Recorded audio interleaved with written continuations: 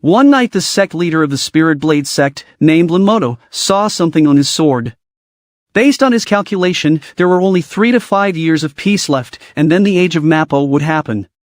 An elder named Ubu heard this information, and she could not believe that the age of Mappo was coming. A few moments later, something fell from the sky, and at the same time, Ubu also felt something as if someone was held her face. It turned out that a time-traveled soul had been born in a distant village, and he was named Oriku. After 12 years, Oriku decided to enter the Spirit Blade sect as a disciple. A few days before the start of the celestial gathering, many of the participants wanted to live in the VIP room which was managed by Rei. Since there were hard-headed participants who wanted to enter the VIP room, the 2 test administrators came there to warn them. When the test administrators left, a participant named Kai asked Rei what were the requirements to get the VIP room. So Rei answered that they needed the special access ticket. But she added that this ticket was only for one person. Oriku suddenly came there with the special access ticket, so he was immediately let into the VIP room. In the evening, Kai thought of visiting Oriku in his room. He wanted to know how he got the special access ticket. But before Oriku told him this, he wanted to ask for something in return. He wanted Kai to be his assistant for one day. Kai agreed to this, so Oriku started to tell him the story how he acquired the ticket. He said that he got it from an old man who seemed to be looking for someone to talk to, but no one was paying attention to him. He approached this old man and gave him something to drink because he might be thirsty from the non-stop talking. Kai remembered that this was the same old man that he had given the water to. But according to Oriku, this old man liked the shopkeeper in the town. He did not have the courage to approach this woman, so he helped him confess his feelings to her. The old man was so happy that he gave him the ticket. Meanwhile, a sect elder made a bet with Rei if she could sell more than 100 pieces of radish in just one day. Rei was confident that she could do it, but it turned out that the sect leader had a condition. He told her that she should raise the price, so the next day, she had a hard time selling the radish. When Oriku and Kai went out the next day, Oriku's assistant, named Aochu, came to inform him that the bandits took their belongings. Since their supply of food was also taken, Oriku offered Rei his help in selling radishes in exchange for 3 days of food. Rei immediately agreed to this, so Aochu and Kai started selling them to the people. But because the radish was so expensive, the people hesitated to buy. A few moments later, Oriku came there and pretended that he would buy all the radishes. He told everyone that the Kinrei radish had the ability to purify their spirit base. Because of its effect on the spirit base, the radish should cost 10,000 ryo. He added that people should not miss this opportunity because it was so cheap. For this reason, the people immediately rushed to buy them and their supply was sold out quickly. So at night, Rei prepared delicious food for them and brought the food for the next few days. She also gave him a small pouch containing a key and gold coins as a reward for his help. 3 days later, they headed to the first test, which was held at the Golden Bridge. According to the test administrators, their first test was to cross this bridge. Bunhao supporters moved quickly to cross it, but they were only electrocuted because only those under 12 years of age were allowed to cross it. Because of this, the participants who were over 12 years old decided to go home. Oriku and Aochu started to cross, and after a while, Kai joined them. While Bunho was worried that he was no longer with his companions, he noticed the pouch that fell from Aochu and he picked it up. After a while, the fog gradually thickened. So the rest of them decided to retreat, out of fear. When they were in the middle of the bridge, they saw a fountain. It was a mystery to them on what was the use of this test because they had to pay gold to get water from it. When Oriku touched it, he filled it with dirt and the other participants were surprised when it brought out gold. So Oriku immediately thought that this fountain was a converter of the 5 elements. Shushin thought that it might be part of the test to get water from there to bring to the other side. Because of this, they had a problem where to get gold, so Oriku pointed to the golden bridge. Everyone immediately took gold from the bridge, while the one they used was the gold-plated container that Rei gave. It was here that he realized that Rei might be related to the Spirit Blade sect because she somewhat knew that he could use the container. He did not know that the one who designed the test for this year had noticed him, and her name was Ubu. After a while, a participant thought of lifting the entire fountain, but the water just spilled out along with the converter, causing the bridge to suddenly disappear. The test administrators took a quick action to save those who fell, while others immediately held on to the rope. When Orica noticed this, they quickly ran to the other side and successfully crossed the bridge. They continued walking until they reached the Togen village. They poured the water they got from the fountain because it served as the key to the gate. When the gate was opened, they were happily welcomed by the citizens and prepared with delicious food. But for other participants, only vegetables were served to them. For this reason, the other 3 participants were very envious with Oriku because of the delicious food that was served to him. One of these participants introduced himself as one of the descendants of the Sha family and wanted to take Oriku's food. But Oriku just teased them, which made them even more annoyed. Shushin approached and explained to everyone why the food served to Oriku was delicious compared to the other participants. This was because of the amount of water they brought to this village. Shushin wanted to get to know Oriku because he was the only participant that he did not have any information about. So Oriku asked for his name, and he introduced himself as the Crown Prince of Diamond Country. That was the moment when Oriku and Aochu found out that Kai was also a prince of the Untai Empire after Shushin informed them. At night, Oriku and Kai discussed the possible test for the next day. Oriku said that since they entered the village, this was the beginning of their trial. And they need to get out of there, so the next morning, Aochu looked all around the village, and Oriku was right in his suspicion that they could not find a way out. Shushin approached her, and the two of them discussed about Oriku's suspicions in their current situation. Then Shushin also reminded her that by the time she crossed the Golden Bridge, she was already in the same level as Oriku since she was a participant as well. Because of this, she could do what she wanted and leave Oriku as his boss.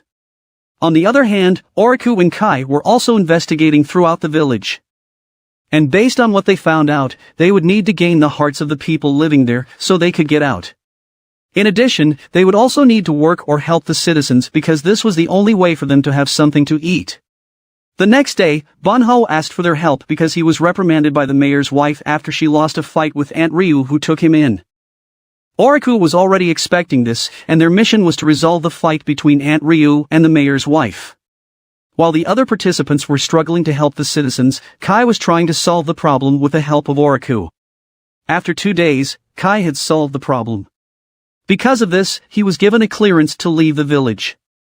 But the night before his departure, he gave Oriku the pouch containing a lot of money. He said that Bunho saw it fell from Aochu and was surprised that a single servant could carry such a large amount of money. Kai suspected that she might not be faithful to Oriku anymore, and she was thinking of leaving him. The next day after Kai got out of the village, the other participants realized what they had to do to get out of there. While the others were busy on different missions, Oriku still had not took any action. Aochu spoke to him because she had been given clearance to leave the village. Aochu pretended that she did not want to leave him, but this was what she had been waiting for a long time to happen. Oriku knew that Aochu wanted to leave him, so he let her go and returned to her the pouch that Kai handed to him. But like the other participants, he also had no idea that he had been planning something for a long time. As each day passes, there are those who complete the mission while others still fail. Until one day, the others were surprised that Oriku became active. Apart from this, they are also surprised because even if there is no mission in a household, he still help. He exchanged things that others needed, and through this, he reconciled the 120 people of the village. Until one day, he talked to the 121st person of the village who maintained the order of the area. Oriku knew that he had a mission to give to the participants, and this was what he planned to accomplish. According to this person, Oriku had to give money, but it should be the money that was being used in this village. It was here that he remembered the contents of the pouch that Ray had given him. He first thought of giving the gold coin because he had a hunch that it was also from this village. But he changed his mind and chose to give the key. And his suspicion was right, and this was the reason why this man took him out of the village. This person talked to Ubu, and when he removed the mask, it turned out to be Ray. Ray had a hunch that Oriku already knew the truth that she was the one behind the mask. Meanwhile, Oriku reached the place where they could get their reward. And because he got a lot of points in the village, he was given nice items. Meanwhile, Kai was currently fighting a monster and Aochu also came there. It turned out that Shushin was also with them and they noticed that the monster grew even bigger. It was only a few moments before Oriku came, and they were surprised that he arrived so quickly. It turned out that one of the rewards he got was the cloud stepping shoes, so even the clan elders who saw this were surprised. When he saw the monster, he took out the Mystic Frost sword, causing the clan elders to be shocked as to how it was included in the rewards. Ubu thought that Oriku might have gotten a lot of points, so he gave him this item. But what she was wondering was on how Oriku was able to control these two powerful items. Oriku immediately attacked the monster and quickly defeated it. After that, the heavy snowfall earlier was suddenly replaced by a clear weather. But the Mystic Frost sword was damaged, so Ubu immediately appeared to scold him. Apart from the fact that he broke the sword, he also broke the 4 grand barriers, and because of him, the participants were able to pass the test and this ruined her plans. He suspected that he was hiding something, so he searched his clothes and got the golden stamp. He intended to cash the golden stamp, but suddenly someone took it, and when Ubu chased after it, it turned out to be Linmoto. He reprimanded Ubu because of what happened. Then he summoned the other sect elders for a meeting on what to do with those who passed. They knew that they could not handle the 15 new disciples. For this reason, they decided to conduct a new test. After the meeting, the participants were called into a room where the sect elders were waiting. Their disposition will be checked, and the 3 participants that the elders chose would be the new core disciples of the Spirit Blade sect. When they started, Shu Shin was the first on the line, he was followed by Aochu and the other participants. When it was Orika's turn, the sect elders were surprised by what they saw. They never thought they would see the legendary Reikon in Oriku. After an hour, Ruri informed them of the 3 participants chosen by the sect elders. First on the list was Shu Shin, and next being called was Bunho. For the 3rd participant, many were hoping that it was Oriku, but they were all surprised when Aochu was called. When the others left, Ruri informed Kai and Oriku why they were not chosen by the sect elders. She explained to Kai that the property of his Reikon could not maximize in the Spirit Blade sect, so his time would only be wasted if he was accepted there. But she was sure that other clans would not reject him, and they would send a letter of recommendation to Manpa Sinmon. As for Oriku, he had a spirit quality that was a heaven spirit which was rare among all. This was similar to the legendary emperor named Qin Shi Huang, who at the time was recognized as the strongest in the world. But when the age of Mappo began, almost no one possessed it, so the process of how to cultivate its Kai was forgotten. Another problem was that they could not recommend any other clan that he could join for his cultivation. But according to Elder Kaun, he could serve as the Spirit Blade sect's good luck charm because he had the ancient legendary Reikon. Orika thought to just accept it, but according to Ubu, the sect would not get anything in return from him, and instead, he would just be added to those needed to be fed. He immediately got what she wanted to convey as if she was asking for compensation, so he took out the gold coin that Rei had given him. The elders were surprised how Orikan acquired this gold coin, called Shunguzan. Linmoto learned from Ubu that Rei gave it to Oriku in return for his help in selling the radishes. So Linmoto quickly pulled Ubu, and it was here that he found out that Aochu was not the one that Rei had recommended. That's why he wondered why Rei recommended the one in Sanpin Reikon. After they returned, they gave Oriku a privilege on a request, since it was the custom of the sect for those who acquired the Shunguzan. Oriku thought and asked them if he could become a successor disciple. But because the other clan elders were busy with their respective disciples, Linmoto chose Ubu to be Oriku's mentor. Ubu could not reject it anymore because she did not have any disciples to train. After they settled everything, Kai also said goodbye to Oriku because he would go to Manpa Sinmon. While the other participants who were not Chusan were taken by small sects. Oriku also went to where Ubu lived, and from that time on, it would also serve as his home. Oriku's first task was to take an aptitude test. A few minutes later, and while Oriku was doing it, Ubu immediately noticed his talent. But she also expected this from someone possessing a celestial spirit base. In the past 2 years since Oriku came there, he had been running in the area every morning. After this, he would also soak in the medicine bath that Ubu had prepared for him. And for 2 years, he had been attending the cloud crossing halls with other disciples to study math, minor languages, history, and mechanisms of cultivation. After their class, he met Rei, who brought food for him when he was on his way home. After he ate, Rei decided to teach him martial arts. Rei called it the dragon subduing palms technique, where a very strong force comes out from the palm of the person used this technique. After Rei showed it to him, Oriku immediately began to study it. After a few hours of imitating her, Oriku already felt the ki in his body. Because of this, he successfully performed the dragon subduing palms technique. Rei told him that if he studied it twice a day, he would surely achieve the Shushin level in his cultivation. When he got home, Ubu was still not there, and he knew that she was drinking liquor again. But after a few hours, she was already next to him, so he immediately got up. Since it was already morning, he decided to practice the dragon subduing palms technique, and Ubu wondered who was teaching him the martial arts. When he mentioned that he had learned more from this person in just one day than he did in 2 years with Ubu, Ubu got angry and told him to present this person to her. She added that if she was defeated by this person, she would let Oriku do whatever he wanted to do. Oriku went to Rei to inform her of what Ubu had said. At first, Rei did not want to take it seriously, but Oriku reminded her about the insulting words that Ubu allegedly said to her. She got angry and decided to see Ubu. When they arrived at the house, it was only here that Ubu found out that Rei was the one teaching Oriku. As soon as the fight started, Ubu released a strong aura that Oriku felt for the first time. This was the strength of someone who reached the Jindan stage. But Rei still did not even show any concern about it. Ubu attacked first, and it was when they started exchanging their attacks. Unfortunately, rocks fell over Ubu, which caused her immediate defeat. Because of this, she had to obey whatever Oriku wanted. So Oriku asked her to be serious about teaching him. Ubu said that she already started the training with Oriku a long time ago, and had been spending money on the medicine bath for him for 2 years. Rei realized that this was the reason why Oriku's body had improved, which was also the reason he learned the technique she taught yesterday faster than expected. Ubu explained that she wanted Oriku's body to be ready for the amorphic bones technique.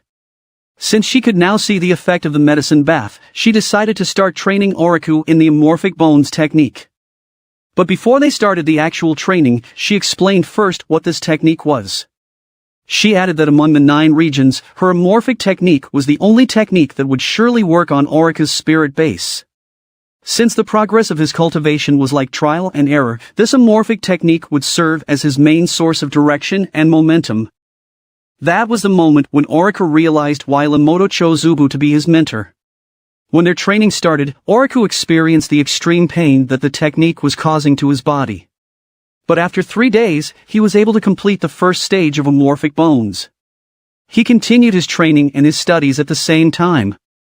Every morning, he was in the cloud crossing halls to study, and he would do his training in amorphic technique in the evening. A month later, he also reached the 3rd stage of amorphic bones. He noticed that his progress had slowed down, but according to Ubu, it was just normal. But he was having a problem because the technique he learned from Rei got affected. Rei thought that it might have been overridden by the amorphic bones because this was what usually happened when a person learned a more powerful technique. Since the amorphic technique was stronger than martial arts, it was possible that this would happen. Oriku begged her to teach him another technique that would definitely not disappear even though he was in training with the amorphic technique. Since Rei was having fun in training him, she thought of teaching him a technique called entangling steps. With this technique, he would be able to facilitate his ability in running and climbing. Oriku quickly learned the basics of this technique in just 1 day. So Rei advised him to keep practicing this technique. Apart from this, she also gave him a new training partner. The next day, he went to Aya and ordered food. It turned out that the new partner that Rei was talking about was a bear, and he needed to fed it before they start to do the training. On the other hand, Aochu went to beat some goblins. Then she fed them, so they would acknowledge her as their master. One night, when Oriku came home, he found Ubu who was serious in reading a book. Since he was close in reaching the 8th stage of amorphic bones, she told him that there was one item that she wanted him to get, and it was the sanguine berry. It was usually being used after the foundation stage, but he could also use it. It was located in the Azure Cloud Peak, but only those disciples with low levels could go to this location. Coincidentally, there was an Azure Cloud Peak trial that would happen the following week, so Oriku decided to join it. After he informed Gaku about it, he went to Rei to borrow a weapon that he could use once he arrived in Azure Cloud Peak. Rei picked a sword that could create a skill set, called the Cloud Sword. She also taught him about the Cloud Sword skills. A week later, the disciples who had joined the Azure Cloud Peak had gathered together. Aside from Gaku, Kaku was also there to guide them. They noticed the strange color of Aochu's uniform, so Aochu explained that it might be because it had been washed too much.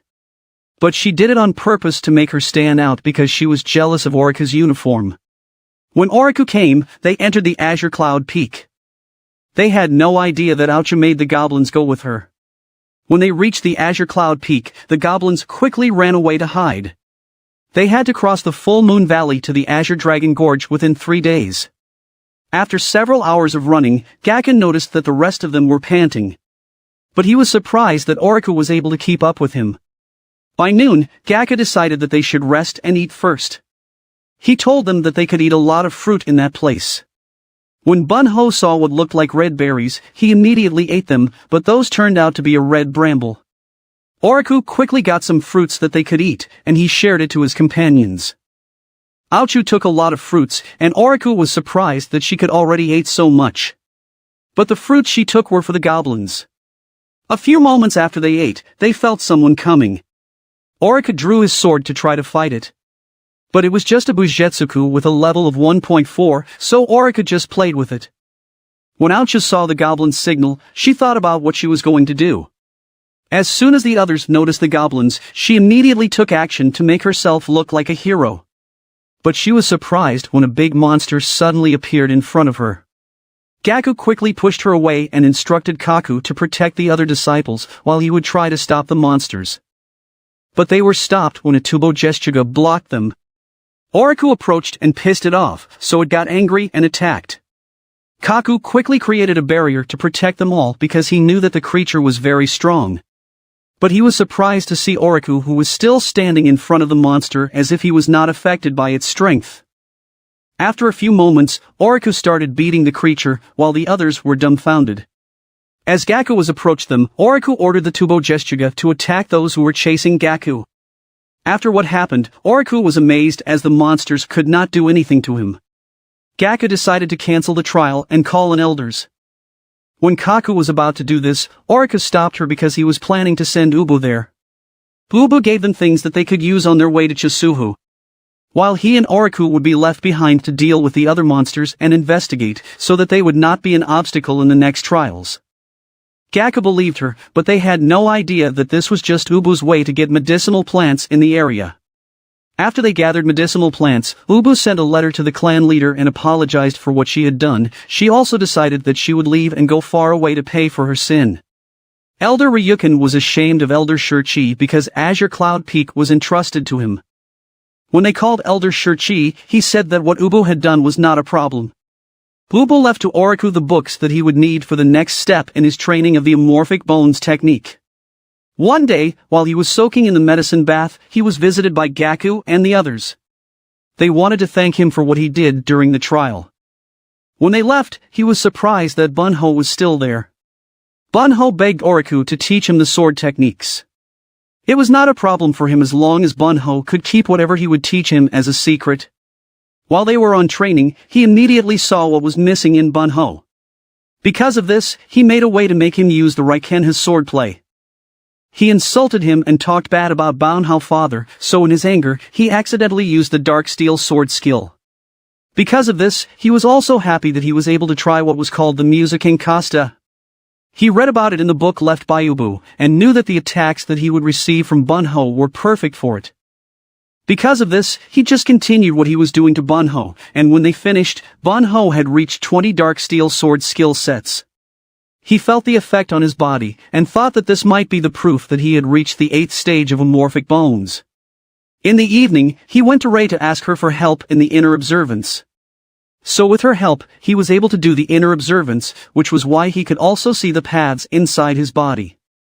A month later, his training with Bunho became intense due to Bunho's constant improvement. When he got home, Rei made him try the inner observance again, and this time, he could see the rising pillars and the rest of them were even flashing.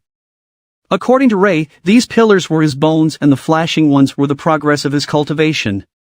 One day, Oriku thought of taking Bunho with him to Rei.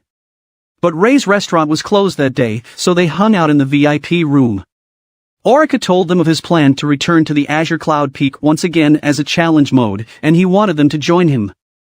At first, Rei was not interested in this, but when Orica mentioned about the divine grass and other medicinal materials that she could sell, she quickly changed her mind. Orica immediately went to Spirit Lake Peak to ask an approval using the permission form. Since they did not have a Tier 6 companion at the gathering stage to serve as their leader, it was not approved. Fortunately, he had another plan ready, so he successfully got the seal on the permission form. As he looked at the permission form, he realized that he did not know Rei's last name yet. When the three of them were together, he asked Rei for her last name, but she still did not want to say it, and she only wanted her name to be written on the permission form. Orica did not ask her again, and they headed to the Azure Cloud Peak. Meanwhile, Lamoto and the other elders welcomed Elder Shirchi from his 3-year journey to different places. When Elder Shirchi arrived, Elder Ryukin immediately returned to the Azure Cloud Peak. Shirchi noticed that there seemed to be someone in the Azure Cloud Peak. Lamoto was surprised to see Rei with Orica, so he immediately thought of what they could possibly do. The group saw the Carmine Berry, but it was being guarded by a snake. It suddenly attacked them, so Rei immediately pushed Orica and Bunho. Even though Rei was hit by the snake, she quickly got up to kill it. Since Rei was not even affected by the snake's attack, Bunho said that the rumors could be true that she might be a daughter of the sect leader. So Rei admitted that she was indeed a daughter of the sect leader. A few moments later, Orica received a summoning charm from the sect leader. He immediately returned to go to the Spirit Lake Peak. Other elders and Elder Shirchi were also there, and that was the first time that he met him. It turned out that Elder Shirchi was the reason why Orica was summoned because he wanted to see him. Apart from being the well-known legacy disciple, he was also Ubu's disciple and was close to her. He gave him a cloud fusion pill that came from a faraway place. Then Shirchi went with him back to the Azure Cloud Peak. When he found out that they had taken some carmine berries, he also helped on how to cultivate them properly. In the evening, the two of them talked, and they discussed the status of Orica's cultivation in the amorphic bones technique. Using the inner observance, Shirchi also saw the golden pillars in his body. He saw the yellow fluids that was formed from the combination of ki. He told Orica that he needed to build real bones from these yellow fluids to also form the amorphic swords. Shirchi brought out an alchemy furnace that released a golden pill, and said that it would help him. When Orica used it, he immediately felt how strong its effect on his body. The next day, he found out from Aya that Ubu had returned, but she was currently in a conversation with Elder Ryukin and Elder Hakako because she was involved in another trouble from a different sect. When he arrived at the Spirit Lake Peak, he learned from Kei that the people from the Saikyo sect were there and complaining about Ubu. They were currently in a meeting with Lamoto and the other sect elders. After Ryukin asked Ubu, they found out what she had discovered. They just needed to show it to Lamoto so that he could make a decision. When Ubu and Orica talked, she told him what happened to her. It was about a new sect, called the Thousand Spirit. They took advantage of using the slogan cultivation for all to make a lot of money. One day, she faced some disciples of this sect, and she beat them all. Then she also fought an elder whom he quickly defeated. But the elder of the Saikyo sect, named Shinho, intervened. When Shinho saw the information given by Ubu, he immediately complained because Lamoto had favored Ubu. He could not accept that Lamoto believed in her. The elders were united to support Ubu that even Ryukin and Hakako, who were not friends with her, also believe in what she had said. Shinho warned them that the Spirit Blade sect might end up in a fight with the Saikyo sect, but Lamoto just laughed at this because he knew that the Saikyo sect would not gamble for someone like Shinho. Suddenly, Ubu came there to challenge Shinho in a fight to end it all. The loser of this battle must confess, and should give his valuables to the winner. Shinho immediately agreed to this because he thought that Ubu was only at the Jindan stage, and his level was higher than her. When he took out his Kenzakin, which was known to have a huge value, Ubu was excited because it was worth a lot of money. Lamoto brought them all to the battleground, and Shinho was surprised by what he did. They were in the Undoku Tendai, which was the largest arena of the Spirit Blade sect. After a few moments, the other disciples who were below noticed them. Orica was also there to encourage other audience to bet on who would win in the battle. When the match started, Shinho used the Kenzakin to change the appearance of the stage. Then he followed it up with his attack, but it was easily blocked by Ubu. He attacked again, which was also stopped by Ubu, and in his next attack, Ubu's weapon was damaged. But he was surprised that Ubu was able to create a new weapon so quickly. This made him wonder if she was really just in Jean Dan level. He tried using lightning, but it still did not work on her. Because of this, he rushed forward and they exchanged attacks. Until he poured out all his strength, but Ubu's power still prevailed. He knew in himself that he could not fight anymore, so he just accepted his defeat. For this reason, he gave the Kenziken to Ubu and he left with his disciples. But on his way back, they met another elder of the Saikyo sect, named Duni. He insulted Shinho on his defeat, so in Shin's anger he rushed at him, but Duni got ahead of him.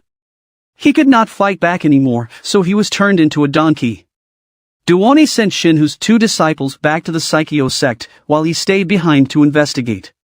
He called his 2 disciples to investigate and find the strongest cultivator of the Spirit Blade sect.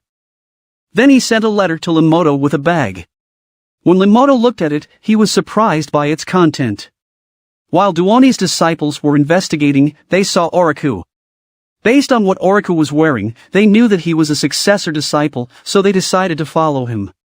When they reached the forest, Oriku suddenly disappeared, and they were attacked by the Bujetsuku. Then it was here that Oriku showed up to them, and he already knew that they were following him. Since Oriku knew that they were from the Saikyo sect, the 2 decided to fight against Oriku, but they were easily defeated. At night, they reported to Duoni, so Duoni decided to return to the Saikyo sect, and he ordered them to continue the investigation. One day, all the disciples were summoned for an important announcement. This was about the Spirit Blade sect's plan on a new program to find disciples with proper abilities. They would conduct a test, and everyone who was at the Chikuki level must participate. Oriku decided to join it, and he informed Ubu about it. Because of this, Ubu decided to give him the Kenziken. She also told him about the spirit inside the sword. As soon as Oriku touched it, he went inside it and saw the spirit that Ubu was talking about. Ryanshu introduced herself, and Ubu also entered there to ask her what she thought of Oriku. According to her, she thought that he had a good experience. Oriku decided to accept the Kenziken because he was confident that he could control this spirit. The day of the exam had arrived, and the participants gathered together. But for Oriku, the most important thing was not the exam, but getting back to his village. This is the end of the last episode of Spirit Blade Mountain Season 1. I hope you like it and give it a thumbs up. Please subscribe to my channel so you won't miss new uploaded videos. Thank you for watching.